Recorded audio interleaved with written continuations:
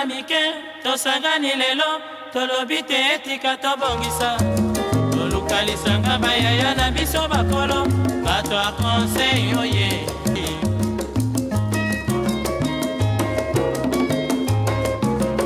kobongisa mboka eponi motu te moto nyonso na mosala. Eh bien, c'est parti. Merci ndeko balandi ya magazine Jeune Nation. Boza ebele, boza kolanda magazine bino bilenge.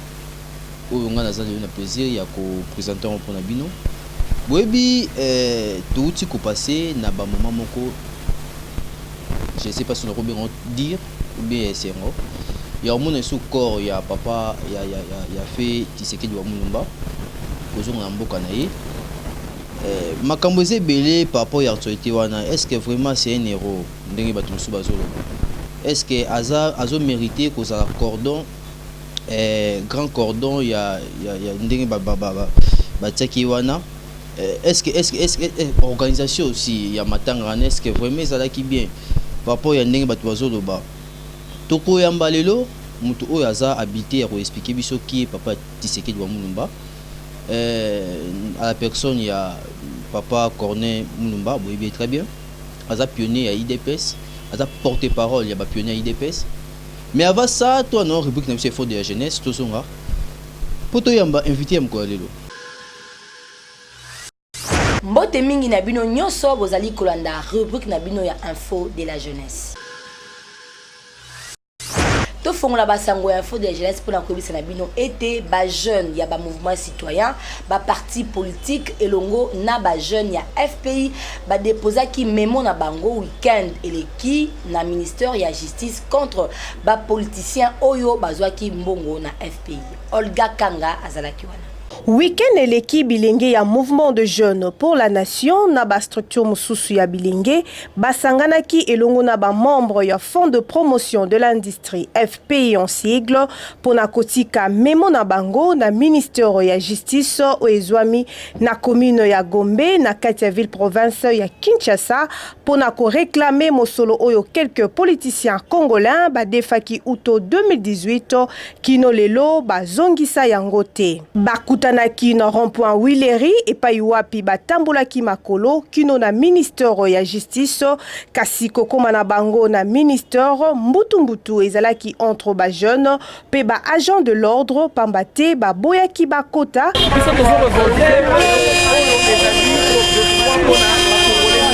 on a parlé de la justice, kasi lokola bilenge bazalaki déterminé basalaki effort pe bayebaki ko déposer memo na bango nde bongo ba membre ya FPI balakaki ke eza premier avertissement oyo bapesi na ba politicien congolais soki bamoni réaction mokoti na ngambo ya ministère ya justice ako utiliser ba manière mususu ya procureur pona alandela bato wana lombangu possible pour n'être non mbongo ya contribuable congolais ya maman oyo atekaka na wenze maman atekaka na balaba pour n'être batouana ndeko bahati ndeko Germain Kambinga ndeko Basengezi ndeko Koko Nyangi donc bazongisa mbongo wana toki na ba passer pe bazana kati bazongisa mbongo wana pour ne servir lelo na kotonga banzela et servir lelo na ko relancer misala mususu o mokonza mboka za na bonne volonté et te Congo et kende liboso donc tozali ko remercier pe la police pour na professionnalisme nango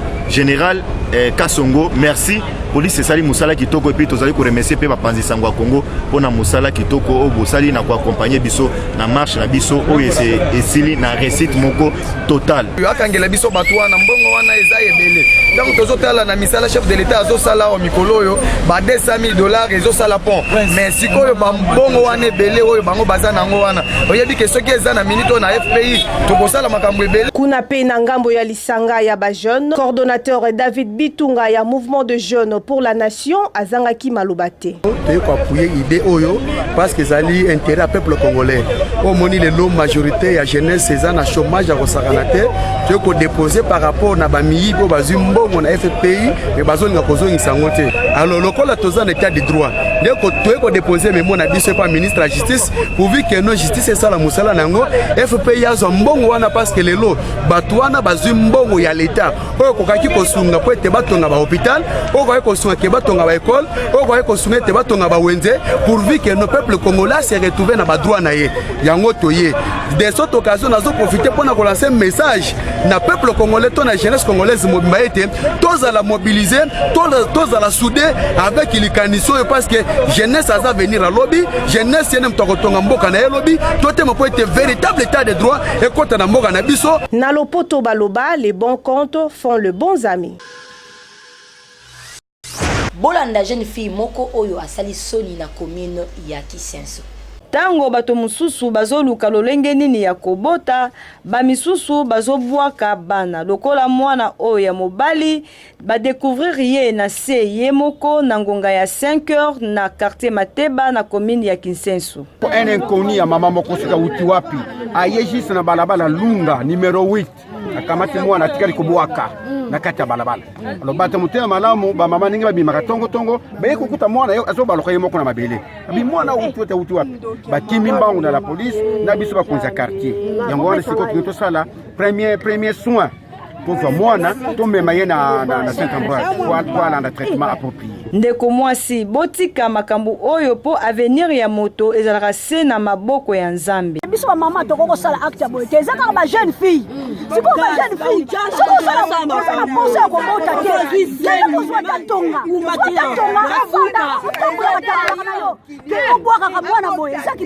Biso magazine Jeune en Action tozo condamné ba acte oyo soki oza a mesure ya kobota te mibatela. Pe mwana ngo azopela santé kitoko te. Aya bonika mwana.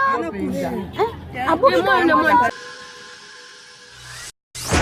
Na religion boeba ete na cadre ya ko célébrer 6e anniversaire na Bango, église d'Otan Church Cité des Triomphes, ba bengisi ba jeune nyonso na 4 grandes journées de puissance et de délivrance kuna na avenue Luzizila 47 bis na commune Yangalima. Tolanda. Wana travail moko ya munene, une grande convention de puissance et de délivrance, dénommée misérable que je suis. Qui me délivrera? Yangon malisa. Ce qui mutu azo sambela, hein? Mais aza délivré que aza malheureux plus qu'un païen. Tout nazo kumba jeunesse quinoise, jeunesse brazzavilloise. Le 21 juin, le 22 juin, d'abord le 21 un vendredi, le 22 samedi, le 23 dimanche, le 24 juin, lundi, de 15h30 à 20h, nous avons une grande action évangélique. Il y a puissance ensemble, la délivrance des liens, des pouvoirs et des forces maléfiques. Notre travail oyo et le vendredi, le 21, samedi le 22 juin, dimanche le 23, lundi le 24, ba orateur bazamisal. Premier prédicateur, Yé Azaliwana. Deuxième prédicateur, le révérend pasteur François Mutombo. Voici l'homme. Et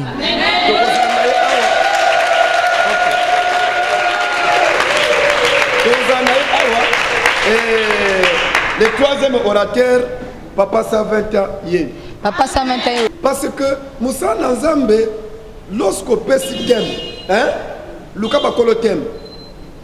Vous comprenez, hein? Lorsqu'on peut s'y t'aime, Luka bakolo bébé qu'on est cotiqué t'aime ouan. Na ville de Kishasa, Yaza. Yaza. Au commissaire Mingi, hein? Au moment hein? Atangai, hein? Mon colonga faut na prêcher. Pour enlever un mon bingai. Hein? Équipe pour la terre. Mais n'a pas bon école parce que tu débuté a déjà 6e maïrango. Na Luzizi la 47 bis. qui sa rubrique info de la jeunesse ya Mokomolelo na pensée de génie Oyo. Pensée des génies. Ne sois pas paresseux, fais ce qui est à faire au moment précis où cela doit être fait. Évitez de t'énerver en disant de gros mots et ne prends pas aucune décision quand tu es fâché. N'oublie pas, il y a des choses qui ne reviennent pas en arrière. La parole prononcée, le temps parcouru et les opportunités qui se sont présentées. Aime ce qui est correct et bien. Par conséquent, profite de ce qui est sain et licite. Découvre le plaisir le plus élémentaire, l'amitié, les sports, la culture, la dignité, la simplicité, le bon comportement, les savoirs, la foi. Bref, de choses naturelles et éducatives qui t'aideront à te former. N'oublie pas que dans cette vie, tout se mérite, donc évite la facilité. C'est comme cela que tu acquériras l'expérience et les savoirs utiles. Regarde bien avec qui tu t'accompagnes, car ce qui s'accompagne et se ressemble. Adopte une bonne hygiène de vie en respectant ton corps et en surveillant ta posture physique, morale et spirituelle. L'immoralité existe, on l'appelle connaissance, demande aux personnes sages, pleines de savoirs véridiques, ce que tu ne sais pas, consacre chaque jour quelques minutes à la prière, car c'est avec l'aide de celui qui t'a créé que tu peux devenir meilleur. Ne t'attends pas à ce que la vie soit facile. Bats-toi pour que demain tu sois indépendant financier. Devenez leader, réalisez vos rêves et soyez patriote. Tokomi na suka ya rubrique info de la jeunesse ya Mokomolelo. Anton Domingue Mionyo Sobonda ki yako botika la malamu. Wana bolandi rubrique info de la jeunesse ndene informé na nosaki na début ya émission que toyamba papa Corneille Mulumba Wazali porte-parole ba pionnier ya IDPS. Mbote papa Corneille Mulumba. Mbote papa. Bonne santé. Santé madame. Après campagne, après makamyo solekaki eza mba soto ya ba yo sous na magazine Génération pour c'est biso comment on peut évoluer après des fêtes ya te je te le quitter parce que tu connais que il faut tout s'aligner quelque part ba groupe tout à qui na mango ezaki ba groupe besoin exoxété donc yango esibité maintenant que ça la kitoko partout dans quoi nous tokende population to que c'est pas bango mais ça la même chose que nango clair mais exoxété yango to le quitter mais ça problème c'est le combat ça continuer problème c'est comment ça continuer actualité ça d'abord arrivé à bord il y a Mouta Tshisekedi fait Tshisekedi wa Mulumba obi ko yebisa biso nanu qui est Tshisekedi mais avant tout azali compagnon de lutte na biso ba pionnier ye na bandeko na ye bakibasa baliau dikonda bangalula bamwakem birindwa makanda yango na bango de tobandaki de pes bango ba 13 parlementaires tobandaki na bango 180 na lettre ouverte na bango siko 40 années durant tout monde Tshisekedi belé bakova nzela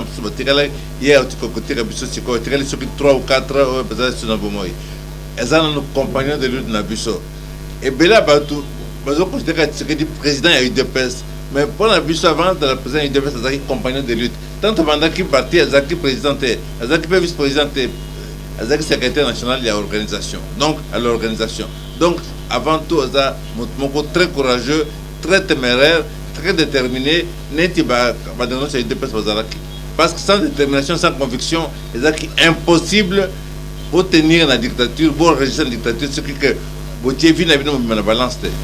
Dans le combat de Tshisekedi de son pouvoir, ni Oyo, l'État qui est compagnon de l'État, ni Oyo est marqué au Makas dans le combat de son pouvoir. Hormis courage, la vérité, c'est que nous avons président Tshisekedi, tout ce que nous avons dit, ce n'est pas une raison simple, c'est-à-dire que c'est un problème idéologique. Vous avez battu na UDPS parce que Tshisekedi est président. Vous avez bien écouté Tshisekedi parce que vous avez calculé. Tshisekedi le père ou Tshisekedi père, je parle de fils.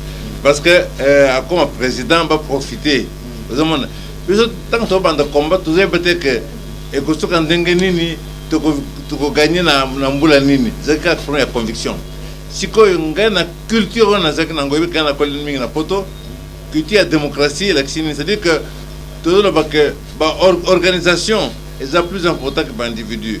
Les institutions sont plus importantes que l'individu parce que l'individu a il faut qu'une institution éthique, il faut qu'une organisation éthique là. Donc logique n'angawana ngo sala que mingi nakimana mami kakatana bande parce que on a bango comme ça qui est une série de comment qui n'tambe. Oh ce que ça d'accord dans t'embêter hein et les soum vous comprendre.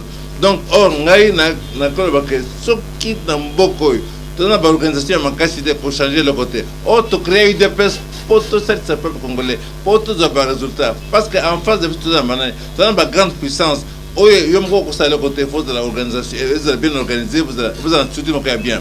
Donc mal entendu wana donc c'est à dire que bing parfois tout ngapel les très francs les agapés convaincus les agapés déterminés alors ce qui est pas convaincu parce que les convaincus c'est difficile parce que dans la conviction quand pas ta conviction ça déterminé pas déterminé donc plusieurs fois c'est qui classe entre yen ngai mais azana nos compagnons de lutte combat na conviction na yeza pour discuter donc on a très de caractère on a tout le beaucoup va dire des gens se dépassent parce que nango et on sait que les dépassent ils ont important sur les autres mais on sait que les dépassent ils ont important sur les alliés des après disparition des après le wanaï oh il va y continuer na bana mboka parce que on a encore besoin de jamais pour dire mais personne n'a d'abord les années comme on a compagnon de lutte na bino des fois pour fois nous autres nous va y continuer toujours bana mboka et puis pour mon comme sous pour les laisser na dingue de la kiwana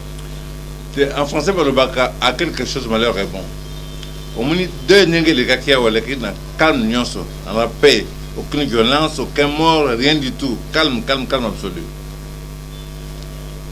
n'assure que ceux qui quand il y a comme la kofaki la violence va trouble en beaucoup donc en tant que Congolais en tant que patriote nazolo baka ba boli mbele oti koleka yango selpe que kimia ezala elle kango bien sûr dans le bas oh mais azali banda mboka c'est vrai mais na intérêt supérieur de la nation c'est bien d'engager qui moi calme tu es habillé tout l'élité c'est pas pionnier point de l'élité parce que ce que des autres côté l'histoire par la grande porte donc à côté de l'histoire côté de l'histoire même un peu de peste dans l'histoire en quelque sorte de peste déjà qu'on a mais déjà en plus je commence dans l'histoire par la grande porte donc c'est un très important je te fais tout ce pays là qui hein parce que tu peux reconnaître qu'effectivement bateau et comment va mener ça comme on connaît l'école makasi où il y a intérêt à la population nazoi mon kesi na réponse na yo bonus ko de baker corps il y a papa de Sekedi à quelque chose de malheur ça bon il y en a qui pendant des ça pour ceux qui avant il dit pourquoi il dit ça désordre parce que le régime où il y a ils ont la volonté il y a quoi qui est corps papa de Sekedi pour ça qu'on dit na yé ou les équipes pour la émotion au moins émotion c'est émotion za makasi hein raison exaltée hein vous comprenez l'émotion est opposée à la raison donc tension c'est tel que et puis au moins on se oh il y a mon tasser va bloquer il y a mon ta bloqué ainsi de suite ça qui vient avec pour l'anglais le qui vient moi na ya za président de la République nous sommes calme nous sommes calme Congo est gagné qui n'importe ce qui va élection na calme donc qu'on détient ce qui na calme et ça qui vient ils ont très bien pendant beaucoup na biso donc tu peux se concentrer sur la makama minene donc tout se concentrer tout ça makama minene tandis que na pensé qu'il y a papa qui s'est dit bino ba pionnier bino ba comprendre les lits il y a papa qui s'est dit Bozaki na tribune donc Bozaki na personne c'était quoi et ça Bozaki invité tout bien considéré écoutez tout le histoire va changer Dangote 40 années de combat. Nani ayebi bisote, nani ayebi kone mulombate pinya UDPS, nani ayebite. Siko, bah ouais, basta ba invitation. Ce qui va inviter bisote, ça va concerner bango. Mais ngai na zoka invitation te. mais là qui na stade rien na stade toi qui na peuple na stade hein parce que bato va non des mon militant nyonso na combattant nyonso yo pionnier nga pionnier fana bato nyonso bato baza kuna calme sans problème maintenant on est qui ba journaliste va se tromper tant on est dokota balamako va repérer niti ba batebele ba yemba la moko po tunanga kamuni tout ça au ndengeni donc tozawana eko changer le comme côté tu as na tribune te mais na pour tout la population sans problème na aucune invitation te pourquoi tu as na tribune officielle il fallait vous à la tribune honneur il fallait vous à l'invitation na invitation te est-ce que parce que nos invitation te na kozanga na matanga ya compagnon de lutte na biso parce que biso dans compagnon de lutte comme tout ça cause à membre de famille na bango biso baza cause à la ye na biso dans le compagnon de lutte il fallait na zala na yaki il fallait oza oyaki yo moko esa ki yo ndenge nini kotala histoire nyonso ya IDPS oza na nzoto kotala combat oyo bobande politique lelo eza bafuni nango ezali mais aux considération vraiment digne na rana yo na bosse ya compagnon na mais quand na yo considération dignité ba ouais bazang dignité eza ba ouais ba invité bisoté eza faute nangate mais oui mais ce qui Oyebi qui Corneille Moulumba, 40 ans de combat, 4 décennies, vous vous rendez compte, 40 ans de combat. N'a même pas cofondateur IDPS, n'a pas représentant IDPS n'importe où. N'a pas ancien membre de gouvernement en tant que vice-ministre à plan, n'a pas ancien député sur la transition dans le Conseil de la République, n'a pas secrétaire national en charge de plan et stratégie à l'IDPS, n'a pas participé des valeurs. N'a pas Oyo, coûte le seul. Oyo, tu m'as donné en 1980 le combat. Oye bozomona chaque semaine dans les médias azobun de la UDPS azobun de peuple congolais natikana ngamoko nani mususu oyo tubanda okol ba ngai na 80 na zalaki na kopu na 80 ngai besoin na télévision tout ça na tereka ngamoko oyo zo continuer kubunda chaque jour sans rien attendre mais par conviction parce que depuis que photo c'est le peuple musa jamais na ko supporter que na mboko na barkisation tuzana na mboko peuple congolais à Kemba. Dans le sens que jamais la potentialité agricole tout ça en Gona Mboko. Au moins besoin de l'anzala. Et ça normalité. Ça pour la gouvernance en Boka. Et puis il y a problème il y a cause de l'autorité, cause de la conviction, cause de la déterminée, cause de la vision. Ce qui est athée, tu continues à Kemba. Et ça normal. Congo est un scandale géologique. Scandale la ligne puisque t'as des voitures au Kemba. T'as des voitures où elle a pas beaucoup de transport, la batatsibus na banani. Nous sommes dans la normalité. Il y a un autre sali UDPS, Makambo changer. Ce que ce UDPS c'est bien organisé pour défendre Makamwana. Tout ça ligne. Et puis exactement que parce que moi n'a bien comme président de la République, tout le Makambo a pouvoir est différent. Total le gouvernement a calamité, total le banane va causer la kuna. Total ce qui va figurer beaucoup changer, autant parce que pour la démonstration, il y a détermination, il y a conviction dans la Katikuna. Ce côté le président de la République, ce qu'on a tenu, personne combien moko, oh n'amboko bise beaucoup n'amboko, oh abonda kapuna, abanda pour ne bonne idée il y a 15 ans, 20 ans, 30 ans. Attends mon cousin. Est-ce que pourtant il va tenir sur bunda pour na IDPS dans la Batunion sauté. Ce qui vous dit 4 personnes, vous avez un président, vous avez un directeur de cabinet. Le directeur de cabinet, les invités de caméra, tout le bas, nous devons comprendre que ça c'est une campagne ensemble, normal. Vous avez 4 directeurs de cabinet adjoints. Nous n'avons pas 4 directeurs de cabinet adjoints, au cours de parti politique, où est-ce 40 ans de combat politique, à mon côté, au côté de ma compétence, à la place où on a. Attends, 2 premiers, attends, 2e, attends, 3e cercle. Donc, il y a un baquet. Moi, mon abisso, as président de la République, a fait la Kichwana, mais dans le Coco le bâti jamais que UDPS a le pouvoir. Total le temps au gouvernement est Kobima, UDPS a le poids de la gouvernement. Mais pourquoi nous va pionnier IDPS pour la ramassure IDPS dans le scolaire pourquoi ça va tout le monde conseiller il y a présidence, il y a IDPS, ça va conseiller. Et pourquoi vous avez musique les soucis on est sur carte rabino na tout ça musique ndengeni parti politique je te demande qu'on expliquer parti politique et parti politique donc les associations nous existait un organe suprême nango au benga assemblée générale na cadre de parti politique benga congrès des OPS en pouvoir des OPS en makasi des OPS autorité ce que parti organisé il peut ça qui dérapage moko Toi qui es parti politique, UDPS c'est comment qu'il est un mouvement de soutien à Etienne Tshisekedi. Ce qui UDPS c'est comme un mouvement de soutien. Alors, si tu me souhaites contester, il y a un gros moment que mon Tshisekedi a kendé que Tribiso, à l'union se tirer quand on est des autres côtés, comme nommé n'importe comment, parce que besoin de peut-être que partisani, besoin peut-être ça partisani, pour partir ça tient comme de respecter en côté. On a des ordres parce que tu négliges organisation et UDPS. Tout comme ça là, monsieur Kandengeni, tout ça qu'à présent depuis toujours. Bon, si ce qui est le lobby, au Yondé, à secrétaire général. D'abord, c'est normal qu'il y ait des dîners au secrétaire général parce qu'il faut un congrès. Si on fait un congrès, donc ça dit que c'est des ordres, vous comprenez. Donc, ceux qui vous engagent chaque jour, jamais de ça qu'une émission sans que vous ayez dans le bac toujours.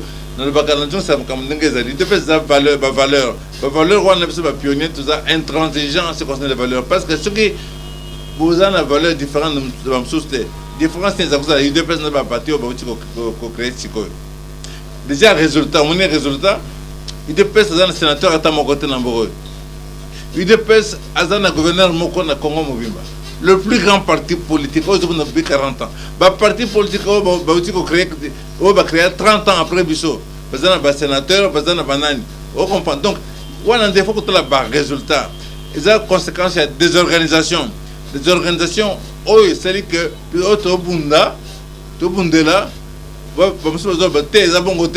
c'est-à-dire chaos total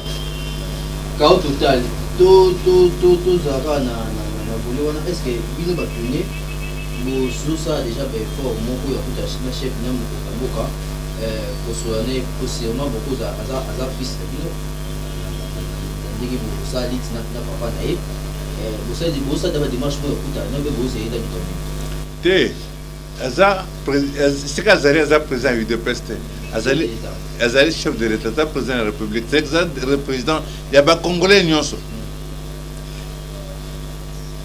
donc quels sont les partis la FCC Azali président il y a pas congolais nyonso Azali la mission à gérer intérêt en Mboka ça veut dire que à Koloba yo yaka combien ça monte ayi bango ce que nenga na zabos est-ce que pour la salle na former quelque chose nous attendre parce que yebi hein bato bunto yebi parce que gouvernement photo za nango faut le gouvernement ya salut public andenge nini omeno zaba ko bakama gouvernement national te o ezaneti o benga fortune te awa faut coûte que pendant 5 ans o zoya tout changer fondamentalement visage du Congo, la condition de vie à Congolais.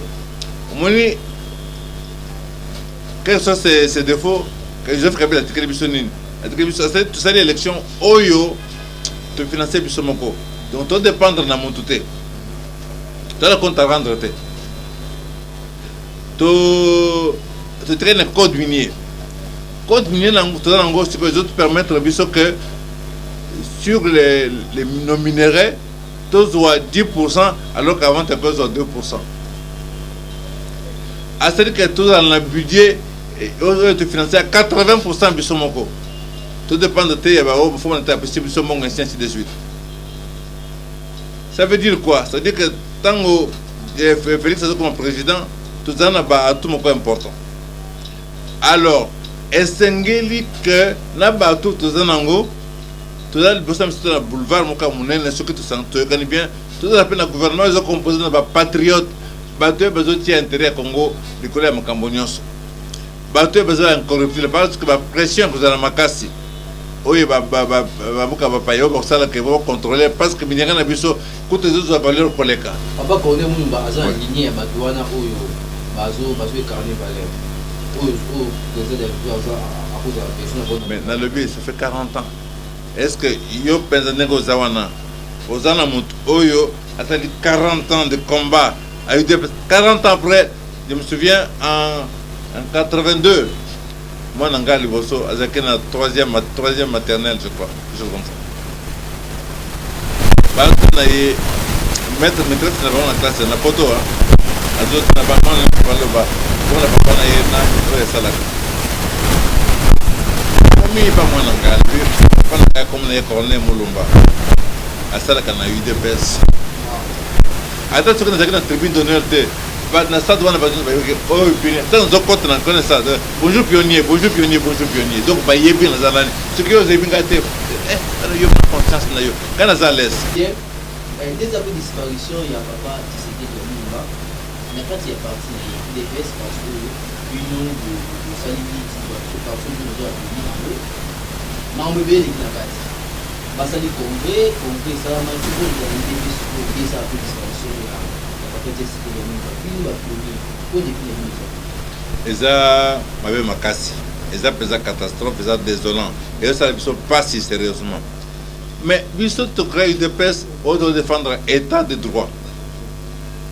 C'est pour défendre l'état de droit il faut bien que vous avez l'exemple vous avez l'exemplaire il faut un statut na bino pour vous respecter encore parce que statut pour la partie politique c'est une constitution pour l'amboka. Ceux qui peuvent respecter le statut de la communauté, pour respecter la constitution de parce qu'il dépend de la partie modèle. Partie modèle, ça veut dire que l'organe suprême comme un congrès, les hommes tout les congrès, aux représentés, membres et partenaires de la brique dans Katandako. Chaque brique, les briques construisent la maison, n'est-ce pas? Alors, ce qui vous le vrai congrès, la conséquence nango est cause de la désordre nango pour la partie du UDPS oh il y a destiné ko kamambo koyo résultat nango élection tout que na élection UDPS a mis la situation nini abimi 32 députés sur 500 ba parti tu ba tu ko ba l'équipe na nombre ya nani bamsuso bauti ko créer kalamingité ba rattraper juste un nombre de députés démocratie c'est nanu élection bato o peuple a sa mandat alors si vous avez un député si vous avez un sénateur un député provincial te ba ça la nini et là comme côté attends ce que président sortant et UDPS a nommé Kabound a pouvoir à nommer Kabound té statut à partir le biais article 26 que en cas d'empêchement du président de la République vous en avez organe autonome président président parti vous en avez organe autonome comment dirais-je vous en triumvirat composé de 3 personnes le président de la commission électorale le président de la convention démocratique aux années du parlement à partir d'un secrétaire général. Dans le cas présent, le secrétaire général a une fonction. Donc, il faut que le premier secrétaire général adjoint soit remplacé. Il ça donne besoin de responsabilité, il faut organiser parti, pour convoquer congrès pour partir dans la direction Moussous. Il devait s'agir dans la structure. Pas de bureau politique, pas d'organe délibérant, pas de bureau d'études, rien du tout. Donc, nous sommes il faut remettre l'UDPS debout. Il faut un congrès de refondation de l'UDPS pour réorganiser et restructurer. Au moins, le secrétaire général adjoint a nommé secrétaire général Moussous. Et ça l'a caté à Tamouké. Il y a des autres, il y a potopote, nous sommes dans le UDPS, comme un niveau, c'est trop par rapport à mais la valeur autodéfendre pour laquelle tout le monde dit démocratie, tolérance, non-violence, dialogue. Voilà la valeur fondamentale, bonne gouvernance, voilà la valeur fondamentale du UDPS. Parce que ce que tous ensemble étaient, élection, ils allaient pour ça, ils ont tout ça, ils ont gâté, tout ça, rien, l'UDPS va disparaître, tous ensemble. Ça ne lui a pas plu et j'aime pas travailler à la primature à cause de ça. Mais est-ce que la cause combat il y a 4 décennies, hein, et que n'a pas qu'à passer pour un plaisir, non, jamais. Quand tout le monde qui n'a pas appelé, bah vous distribuez bah au moins à Noël on a bah ça va bon pour vous à bilo kolia. Bah pesa kingai. Oui bah pesa kingai. Bah botoli en kokuna. Bah botoli. Moi na oyo a pesa kinga ngo na service intendance à primature. Bah bengani. Donc pour moi là c'est OK. Mais voilà c'est le qu'on à niveau de toko discuter. Attends mon côté. UDPS aux ans plus de vivant. Dans bonne santé. Aux gens belé bateau moment pour la UDPS. Au torturer pour la UDPS. Dans orphelin belé. Batunyo so wana orphelin wana. Il faut au moins que UDPS a un vrai pouvoir pour se retrouver, pour se reconnaître. Au moins va bot na biso ba kofi pambate, ba kofi UDPS perdu vrai pour conseil.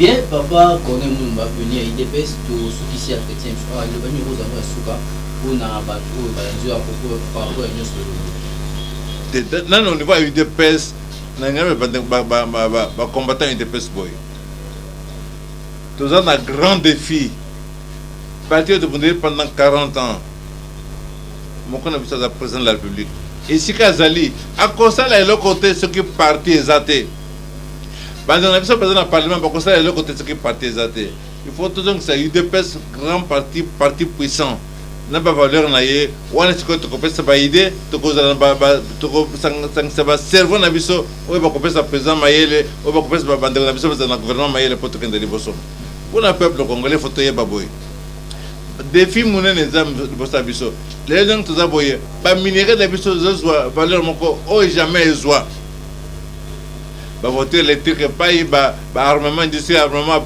pas part électronique pas minerai biso zoa valeur moko mounen tout ça ba élection au de financer biso moko pour tous à la makasi ya se défendre voilà le cas tous à tout sangana bien sûr pour tous soutenir gouvernement ko ekoya et puis on a tous se retrouver possibilité d'aller que tout changer les conditions de vie du peuple congolais est encore possible mais c'est que le peuple est encore plus à la mobiliser gouvernement qui est engagé la présidence de la République tout appelle bateau basé dans la vision bateau sur bateau dans la direction mon côté quand les bosso Congo est gagné en gros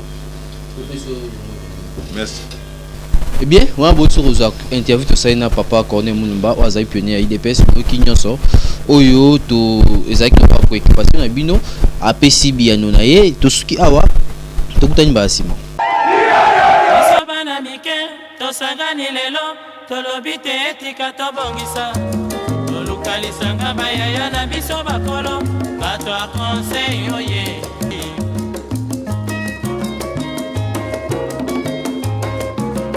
kobongisa mboka eponi motu te moto nyonso na mosala aha